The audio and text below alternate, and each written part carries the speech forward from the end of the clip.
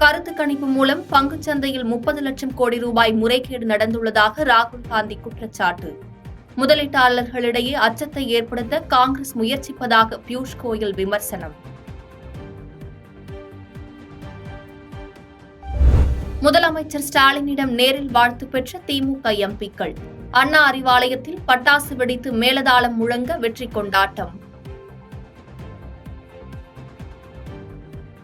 தனியாக இருந்து ஒரு இடத்தில் கூட வெற்றி பெறாத அதிமுக கூட்டணியில் இருந்தால் மட்டும் எப்படி 35 இடங்களில் வெற்றி பெற்றிருக்கும் என அண்ணாமலை கேள்வி. கோவை மாவட்டத்தின் 3 சட்டமன்ற தொகுதிகளில் அதிமுக டெபாசிட் இழந்துள்ளதாகவும் பேட்டி. இன்னைக்கு 2024 தேர்தலில் இன்னைக்கு கண் கெட்ட பின் சூரிய நமஸ்காரம் என்ற அதிமுகவுக்கு தெரிந்த பிறகு இன்னைக்கு அதனுடைய தலைவர் கோயம்புத்தூரை சார்ந்த எஸ்பி வேலுமணி அவர்கள் சொல்கிறாங்க, நாங்கள் 2 பேரும் ஒன்றா இருந்தால் 35 ஜெயிச்சிருப்போம். அவங்க தனியாக இருந்தே ஒரு சீட்டு கூட ஜெயிக்கல, எப்படி ஒன்றா இருந்து 35 ஜெயிப்போம்னு அவர் சொல்கிறார்.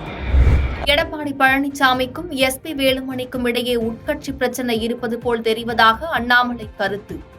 கோவை மக்கள் சந்தர்ப்பவாதியான அதிமுகவை வேண்டாம் என்று நிராகரித்துள்ளதாகவும் விமர்சனம். அதனால் வேலுமணி அவர்களுடைய அந்த ஸ்டேட்மெண்ட்டை பார்க்கும் பொழுது வேலுமணி அவர்களுக்கும் எடப்பாடி பழனிசாமி அவர்களுக்கும் ஏதோ உட்கட்சி பிரச்சனை மாதிரி எனக்கு தெரியுது.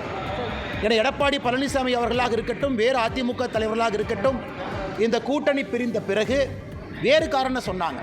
எங்களுக்கு இந்த சமுதாயத்தினுடைய வாக்கு வரும், இந்த வாக்கு வங்கி இத்தனால இல்லை, நாங்கள் தவறு பண்ணிட்டோம். பாதகம் செய்பவரை கண்டால் நாம் பயங்கொள்ளலாகாது பாப்பா, மோதி மிதித்து விடு பாப்பா, அவர் முகத்தில் உமிழ்ந்து விடு பாப்பா.